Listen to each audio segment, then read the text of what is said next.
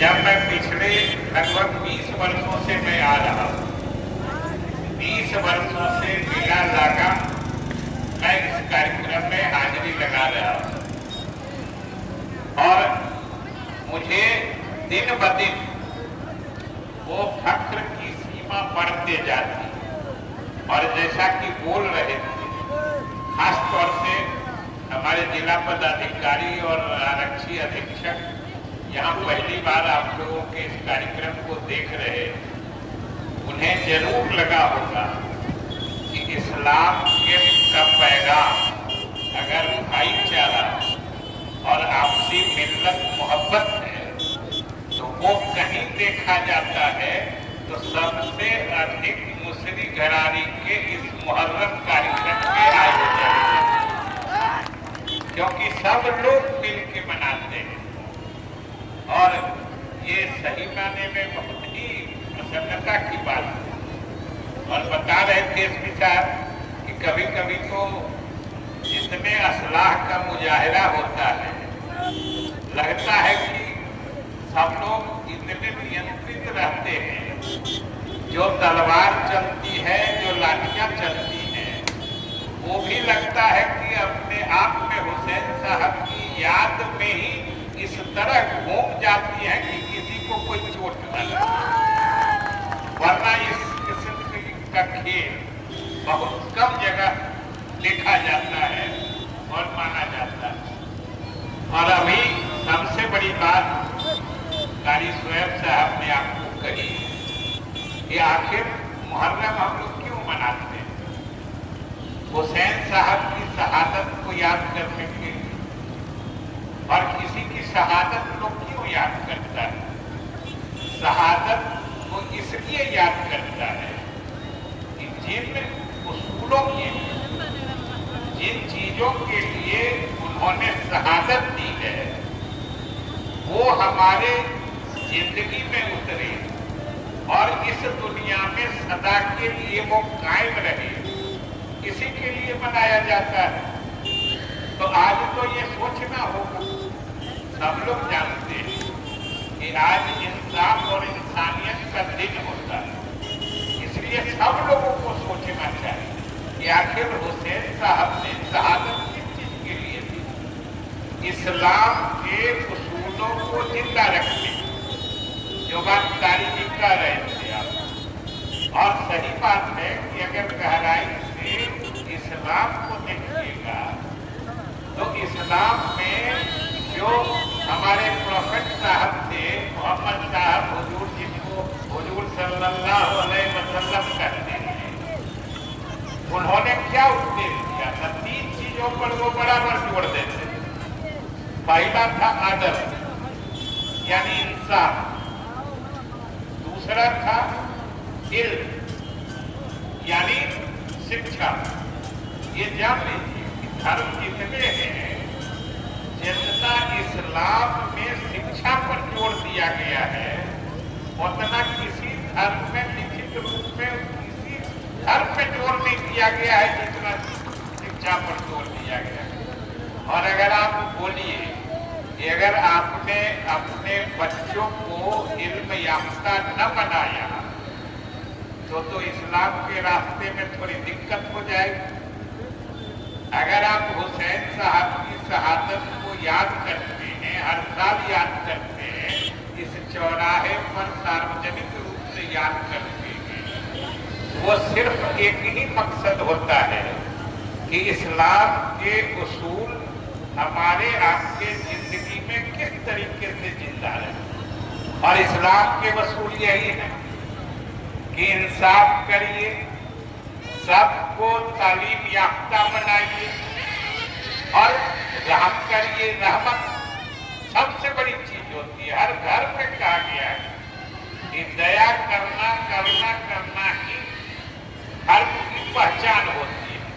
वैसे तो सब धर्म में मानवता का धर्म है, इसी धर्म में किसी को दुख पहुंचाने का नहीं।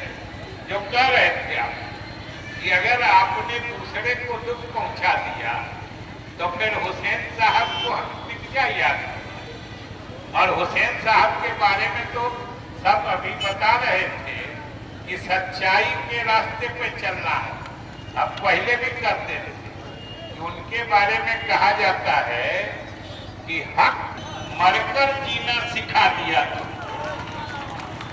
ये शहादत का अर्थ है। अभी कह रहे थे ना, कारी जी भी कह रहे थे और हमारे जो उद्घोषक लोग हैं वो भी कहते हैं, बराबर सुनाते हैं कि कत्ले हुसैन दरअसल मरगे यजीद है। मैंने कत्ल हुआ हुसैन जी का, लेकिन मर गया यजीद। कैसे मर गया? कत्ल तो हुआ था हुसैन जी का, इसलिए कि हुसैन जी के कत्ल होने के बाद भी आज वो सब लोग, हम लोग सब उन्हीं को याद करते हैं ना। हुसैन साहब की शहादत के लिए इतना बड़ी जमात में हम लोग यहाँ इकट्ठे हैं, लेकिन यजीद को कोई याद रखता है, और जो याद रखता है वो नफरत से ही देखता है। यही इस्लाम का उसूल होता है। और ये जान लीजिए कि इस्लाम जितना बड़ा शांति का पैगाम, आपसी भाईचारा का पैगाम, मिल्लत का पैगाम, एक दूसरे से मोहब्बत का पैगाम देता है, ये बहुत बड़ी चीज होती है। आप अपने बच्चों को आगे बढ़ाइए, पढ़ाइए, ले चलिए। और कारी स्वयं जी तो जाते जाते एक लगा दिए ये भी खूब समझ रहे हैं, देख रहे हैं, हंस रहे हैं, ये हंस रहे हैं इसलिए कि सिर्फ हमको फंसाने के लिए कर रहे हैं। हम फंसेंगे तो इनको हम बाहर बने देंगे, इनको साथे फंसा देंगे, ये भी ख्याल लीजिए।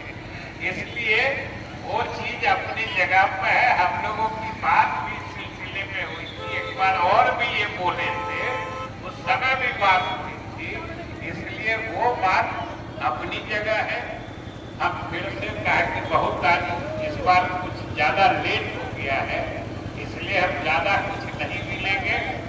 अब तो यही अंत में कह के कि भाई हम देखते हैं बहुत लोग हम लोगों के यहाँ भी और बहुत लोग इधर भी स्वर्ग जाने के लिए बड़ा परेशान रहते हैं। जन्नत के लिए किसकी इच्छा नहीं होती, सबकी ख्वाहिश होती है कि जन्नत पहुंचे, लेकिन जन्नत जाने के लिए करते क्या है? तो बताइए कि जन्नत की आरज़ू में कहाँ जा रहे हैं लोग? जन्नत की आरज़ू में कहाँ जा रहे हैं लोग? अरे जन्नत तो खरीदी करबला में हुसैन ने, जन्नत तो खरीदी करबला में हुसैन ने। दुनिया में अगर जीना हो चैनो सुकून से, तो जीना अली से सीखो, मरना हुसैन। इसलिए साथियों, जीने का तरीका इस्लाम सिखाता है। इन्होंने एक बात बहुत ही मार्के की कही है, बहुत ही कायदे की कही है, और सब लोगों को अपने जहन में, अपने अंदर इस बात को डाल लीजिए कि भाई कोई धार्मिक आयोजन होता है इस तरह का, उसका एक मकसद होता है, और मकसद होता है उस धर्म का जो मर्म है, मतलब उसका तत्व जो है, धर्म में जो बातें समाज को या इलाके को शांति व्यवस्था से रखने के लिए होता है, वही धर्म का मर्म है। कोई धर्म आपस में नफरत करना नहीं सिखाता है। हर धर्म के अंदर है कि एक दूसरे से प्यार करो, मोहब्बत करो। अगर तुमने दूसरे का दिल दुखाया तो कैसा आप धार्मिक है? जो अगर किसी मुसलमान का दिल दुखाता है कोई हिंदू, समझिए वो हिंदू सच्चा नहीं है। अगर कोई मुसलमान हिंदू का दिल दुखाता है तो समझिए सच्चा मुसलमान नहीं है। इंसान की कीमत होती है, और हर धर्म से ऊपर इंसानियत धर्म है, और इंसानियत धर्म कैसे जिंदा रहे, मुस्तकिल रहे, इसी के लिए जितने हमारे धार्मिक लोग हैं वो सब आपको सिखाते हैं। इसलिए आज के दिन हम फिर से एक बार मुजाहिदुल इस्लाम मुहर्रम कमेटी मुसरी घरानी को दिल से शुक्रिया अदा करते हुए कि भाई आप तो गजब का आयोजन करते हैं। और सही बात कि जो लोग एक बार देख के जाते हैं यहाँ के आपके आयोजन को, वो पूरे बिहार में हमको जहाँ भी मिलते हैं वहाँ इसको याद करते हैं। इसलिए हमको तो लगता है, और बुझिए आपके हम लोग प्रतिनिधि हैं, तो हमारे लिए इससे ज्यादा फख्र की बात क्या है कि आप लोग मिलकर ऐसा आयोजन करते हैं। मुसरी घरानी का नाम पूरे बिहार, हम तो चाहते हैं कि अगले बार से और शानदार करिए, कि सूबा से बढ़ के मुल्क में चला जाए, पूरे मुल्क में नाम हो जाए मुसरी घरानी का।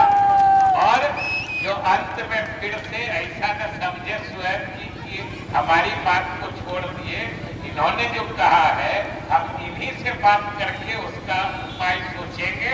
बहुत बहुत धन्यवाद। बहुत बहुत शुक्रिया। अभी आप सुन रहे थे अपने हर दिल अजीज नेता, इस क्षेत्र के विधायक जनाब विजय कुमार चौधरी साहब को। शानदार जानदार तकरीर इनकी होती है जो दिल में उतर जाती है। न चाहने वाला न सुनने वाला भी जब इनके लफ्जों को सुनता है और इनके लफ्ज इनके कान तक पहुंचते हैं तो एक बार रुकता है और पलट के फिर सुनने लगता है कि जरा सुन ले क्या रहा है। ये है माननीय विधायक और बिहार सरकार के काबीना मंत्री जनाब विजय कुमार चौधरी साहब। अब हम बिला ताखीर चलते हैं अपने सदर मोहतरम जनाब नसीम अब्दुल्ला साहब के पास के